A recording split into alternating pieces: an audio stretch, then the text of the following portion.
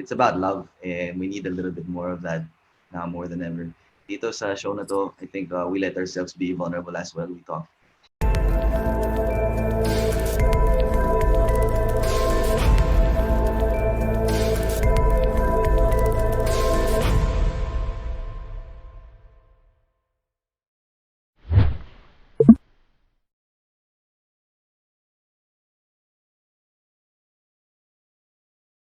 Well, paano ko ba i-describe it? I think what makes the show interesting is that first, it's a seemingly interesting and unexpected group of four singers to be in one show.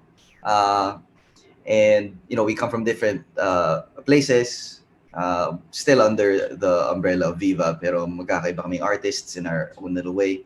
And I think that makes for great chemistry and a different kind of balance that it brings to sa show. Uh, pero what makes this show different then is that it's not just a concert with songs. Like we really sit down and talk about how the pandemic has affected us, and kung paano na affect yung lives namin with our relationships, with love. I think that's the whole thing about this show. Na lahat ng uh, parang lahat ng tao will be able to connect to, kasi that's what we yearn for in these trying times: connection and love, whether that be with family or a romantic relationship. And we try to tackle these subjects, and we talk about it in the show, and we use music as like an instrument, parang a vehicle uh, to be able to express and show, and use music to drive the conversation forward. So parang yung story, yung mga personal experiences namin, tsaka yung music kind of work together to uh, to to create the show. So it's a very interesting mix of personal experiences and our personal music interwoven together. So yeah, that's what it is for me.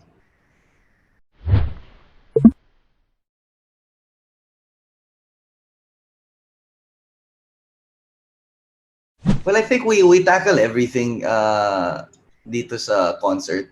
Uh, Iba-iba kami ng status din eh. Daryl's engaged, Katrina's married, Janine and I are single. So I don't know if I'm the best person to give advice when it comes to relationships, but I think that's what I try to talk through in the show. Yung mga past experiences ko, my current experiences when it comes to love and life, and I hope that people will find something in it that we siguro I don't intend to have the answers for them, but I think it may be talking about it and sharing. I think making that connection is what's important. Tapos kumanta na rin ako kasi ano, para makinig sila.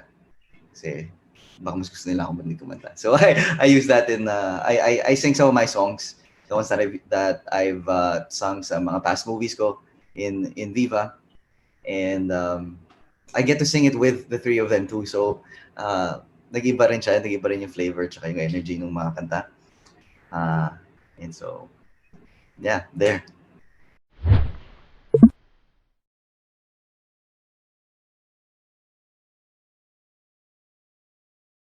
Siguro for me the hardest uh, thing to accept nung pandemic is all the uncertainty. Um, Alam naman natin lahat 'yan, nothing really is certain.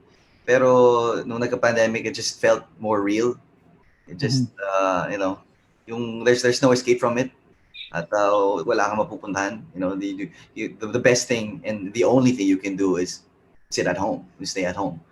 And so siguro that's the most difficult, I think, for a lot of us.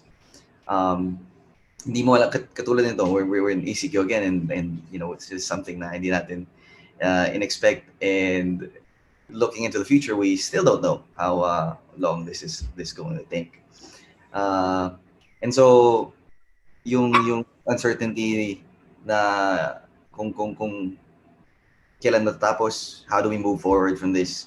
What is the best thing I could do with my time and the days that were given to uh, and how do we make things better? How do we do our part? How do we maintain our relationships? And those are some of the feeling ko most difficult things to do. All at the same time, taking care of yourself and uh, making sure that you're surviving and you're not making things worse for anyone. You're not affecting anyone. Um, and we all kahit saan ka man galing from all walks of life, we're all affected by this pandemic, and so that everybody is experiencing the same thing, and that's kind of hard to put your head around. Uh, pero yun, we have shows like this, these digital shows where we still get to do what we love, and we feel really blessed and very lucky to be able to do this. And sana meron ko yung ma-impart na konting distraction, konting inspiration, uh, konting hope through conversation, through songs, uh, that we aim to uh, show people that there's a silver lining and you know, there's still love if you look closely. Next. Okay, Sam. Gusto mo yung segue into the show, di ba? Bringing it back. Anyway.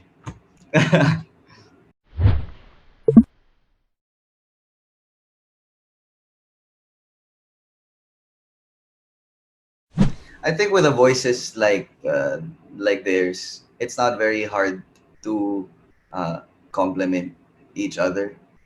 These are some powerhouse singers that we have in this lineup, and uh, tulungan din eh. It's about making each other shine, and that's uh, that's what makes the chemistry work.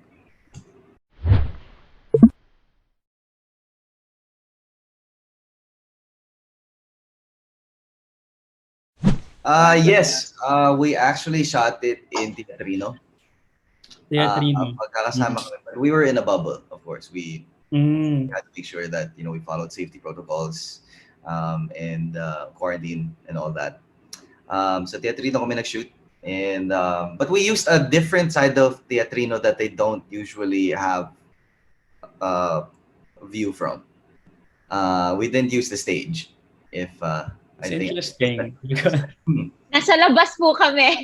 Sa may parking. background lang.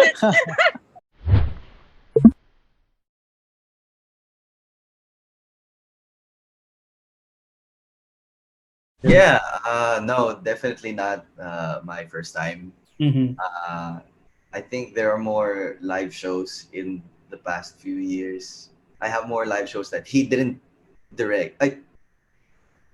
Yeah, there are more shows that he directed of mine in the past few years. And yeah, it's always with Paolo Valenciano, whether it be a big stage like Araneta or a Mhm. digital show in Teatrino, he knows how to make it work. He's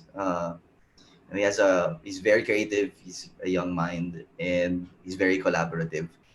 Ang ganda ng mga shots dito sa show na to. I saw some of the shots that we did dito sa Teatrino, and um, it looked really, really nice. The set, um, the way with the limited space and the Mhm. limited set that we have and Able to lights, maximize.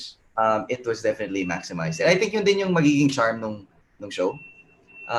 It doesn't have to be grand, big, and spectacular for you to enjoy. We were aiming for a more intimate, up close.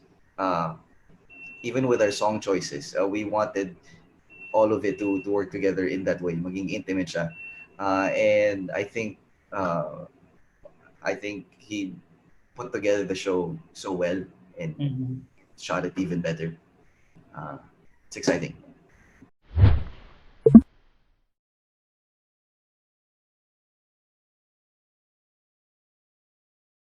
It's about love, and we need a little bit more of that now more than ever. Dito sa show na to, I think we let ourselves be vulnerable as well. We talk about ourselves, our experiences, past relationships, current uh, struggles, and parang kailangan nating pag-usapan eh. You know, with everything that's going on, uh, we just yearn to connect and share our stories, and that's what we aim to do. And with the beautiful power of music, uh, makagawa kami ng show. And so, I hope that everybody feels the love pag pinanood nila.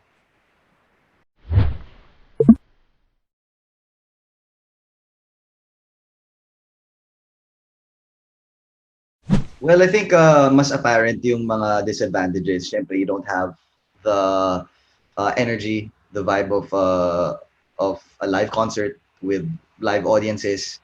Iba yung nagbabaton kayo ng energy with the crowd eh. And being part of that moment collectively, hindi natin na-experience yun.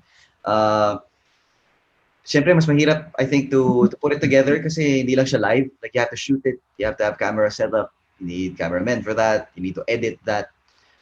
Mas maraming work, I think, that goes into the post-production of it as opposed to doing a live show na you just prepare for it for weeks, do the show, tapos na when it's over. I guess the advantages, I think yung mga advantages, yung sakto yung medium for the pandemic. I think meron din siyang really focused group of people na sure ka na may aim mo na audience. I think that's more of young people who are tech savvy, who like watching concerts online. Uh, Focus din yung group na yun. And I think the advantage of doing this right now is that it opens more doors to more artists who won't usually get. And I think I'm talking about digital Genre. in Yeah, general. general. It gives everybody a chance to be heard and to be seen. You can create your own audience. You can start, streaming on the first day, and by the end of the month, meron ka ng 50, 100 alam mo yun, usuals na lagi pinapanood ka. You get to create your own brand. You have control over whatever kind of content you want to create. You really get to create your own brand without, the need for a big team or a manager and all that. I think importante rin na ginagawa natin to because it gets people engaged, and it creates siguro a culture of watching entertainment digitally online. Kasi with how fast things are going now, how life becomes so much faster now with the advancement ng technology and all that. So it's good to build that kind of culture now. Panonood ng concert sa digital. And it also, malaki din yung reach natin. You don't have to be just in the Philippines kung manonood ka ng Four Hearts, for example. It opens up new doors also to different countries, to different performers. And parang endless din yung possibility nun na pwede kang you can connect with other artists and other people online.